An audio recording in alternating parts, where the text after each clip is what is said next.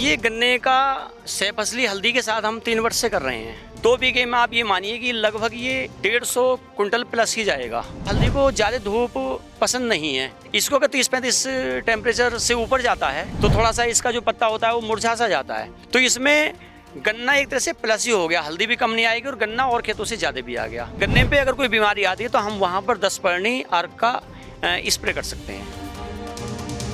नमस्कार, गांव जंक्शन पर हम आपको लिए आए हैं पश्चिमी उत्तर प्रदेश, गन्ना बेल्ट कहा जाता है, और अमरोहा, जहां पर आपको गन्ने के साथ हल्दी की सह फसली, बहुत कोई ऐसी मैंने नई बात तो नहीं कही होगी, लेकिन कहूँ कि ये फसल लेने के लिए किसी खाद का, केमिकल का इस्तेमाल नहीं किया गया है। हमारे साथ हैं सुरेंद्र त्यागी जी, बहुत स्वागत है आप। नमस्कार जी।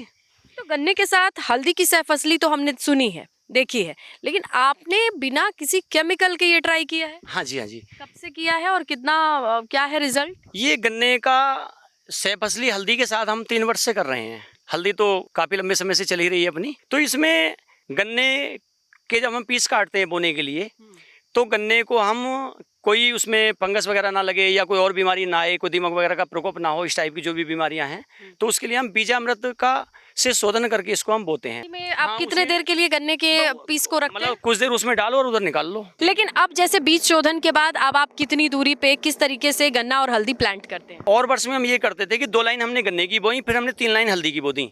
लेकिन इस बार हमने प्रयोग ये किया है कि हमारा मेन काम क्योंकि हल्दी का है, हल्दी के साथ हम गन्ने का प्रयोग भी कर रहे हैं, तो इस बार हमने 2 लाइन गन्ने की बोई हैं और उसके बाद हमने 5 लाइन, यानी कि हम 10-11 फीट तक फिर हमारा गन्ना नहीं मिलेगा। कोई गन्ना ज्यादा लेना चाहता है, हल्दी कम, तो क्या रेशियो रहेगा? तो वो इसका उलट कर सकता है।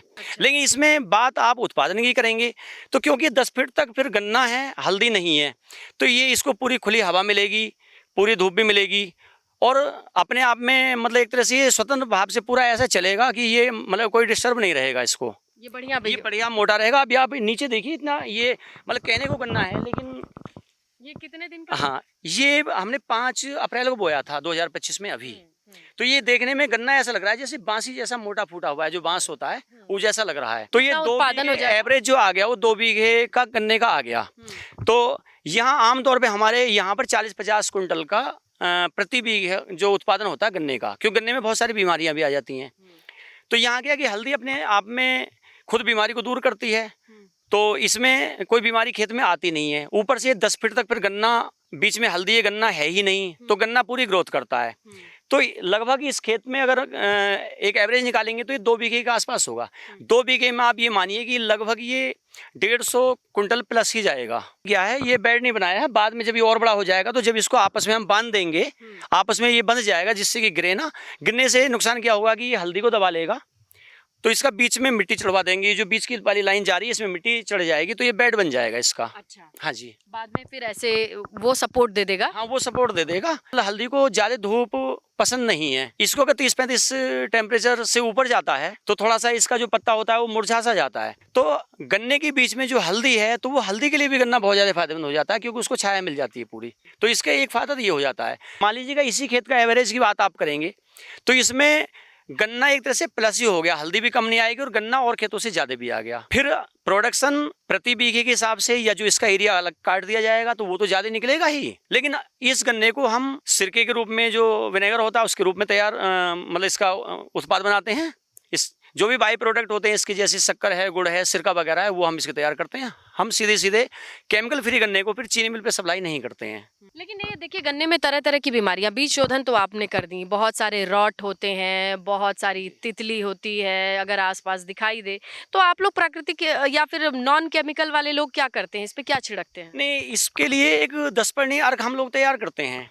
मतलब ऐसा माना जाता है जो क्षेत्र के हिसाब से, आपके क्षेत्र में जिन्हें पशु भी नहीं खाता, कोई बंदर वगैरह या कोई भी नीलगाय वगैरह इस टाइप के जो पशु हैं वो भी नहीं खाते, या जिनमें कोई एक विशेष गंध आती है जो पशु वगैरह को पसंद भी नहीं है, कीड़े मकोड़े भी जिस पे कोई अटैक नहीं करते, इस प्रकार का प्राकृतिक वनस्पतियों से संबंधित, जिनमें जैसे मैं अगर नाम की बात करूं तो मान लो उसमें आक होता है, एक अखौवा बोलते हैं हमारे क्षेत्र में, या मान लीजिएगा इसमें कोई धतूरा वगैरह हो गया, उसमें भांग की पत्ती भी आप डाल सकते हैं, क्योंकि वो भी उसे पशु वगैरह नहीं खाते हैं।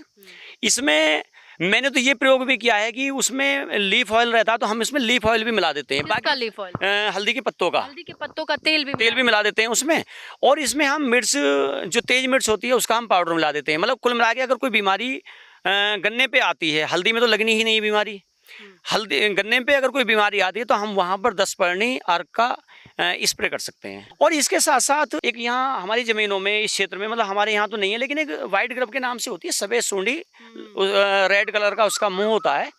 उसके लिए वेवेरिया वैसाना एक इफ्को का जो गवर्नमेंट 75% सब्सिडी पे देती है, उसको हम गोबर की ठंडी खाद में प्रयोग उसको मिक्स करके और 5-7 दिन के लिए, गर्मियों में तो मतलब इतना ही समय पर्याप्त होता है, उसके लिए हम डाल देते हैं। वो मल्टीप्लाई हो जाता है।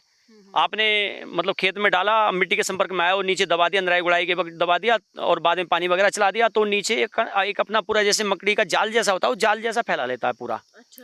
तो वो उस कीट पे, जो अंदर वाले भूगर्भ में जो मिट्टी के अंदर वाले कीट हैं, उस पे उनका पूरा मतलब खत्म कर देते हैं। पिछली बार आपने बिना रसायन के कितना गन्ना उत्पादन किया 1 एकड़ से? पिछले वर्षों में जो अभी तक मेरा 2 वर्ष से ट्रायल चल रहा था, वो मेरा 2 से 3 बीघे पे चल रहा था। केवल 2 या 3 बीघे हम ऐसा बोते थे, लेकिन जो उसका एवरेज आया मेरा, वो अगर मैं बीघे की बात करूंगा तो वो 40 क्विंटल प्लस ही आया था, जबकि 40-50 क्विंटल तो यहाँ किसान नॉर्मली लेते भी हैं। गन्ने की 8 वैरायटी हैं, तो मैं मोस्टली ऐसी वैरायटियों को मैंने चूज कर रखा है जो वैरायटियों में गन्ने का मतलब बीमारी नामात्र को लगती है, लगती नहीं है। जिसको कौन सी वैरायटी लगा रखी है और किसमें बीमारी आपकी नज़र में कम लगी? मेरी नज़रों में अभी मैंने लास्ट ईयर 5 या 9 बोया था, उस 5 या 9 में बीमारी हमारे खेत में बिल्कुल नहीं आ पाई थी। इस बार मेरे पास PV 95 है, हालांकि ये स्वीकृत प्रजाति नहीं है, लेकिन हमें तो उसके बाई प्रोडक्ट बनाने हैं, तो हमें चीनी मिल पर बिक्री करनी ही नहीं है। इसके साथ साथ 13-271 वैरायटी हमारे पास है, वो अभी इस उड़द वाले सहफसली खेत में खड़ी है। उसमें भी कोई बीमारी लास्ट ईयर भी नहीं आई थी। और वहाँ 86-032 है, वहाँ एक 18 वैरायटी है, और इसमें एक VCA 517 है, जिसको अभी यहाँ ग्रामीण भाषा में मतलब उसे जो है बाहुबली के नाम से, मतलब किसानों ने उसका नाम बाहुबली रख रखा है। तो वो इतनी पैदा पहले दे देती है कि आप अगर नेचुरल फार्मिंग में जाते हैं तो आपको कोई लॉस भी नहीं है, बीमारी आती नहीं है। मेरा पिछले 3 वर्षों में ये देखना रहा है लगातार कि कोई बीमारी अभी तक हल्दी के बीज गन्ने में आई भी नहीं है।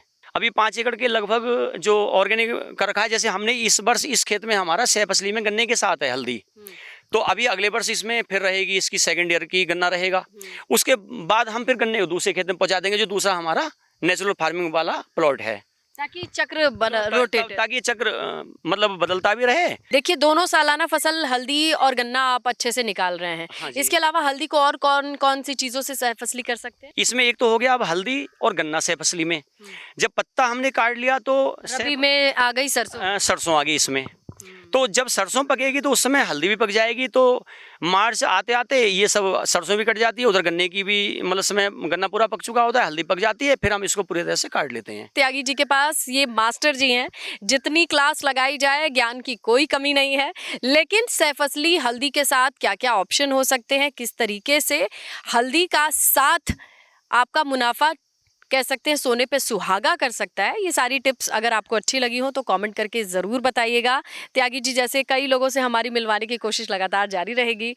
गांव जंक्शन के लिए मैं स्नेहलता। गांव जंक्शन को सभी सोशल मीडिया प्लेटफॉर्म्स पर फॉलो करें। व्हाट्सएप चैनल और जीमेल आईडी पर भी संपर्क साध सकते हैं।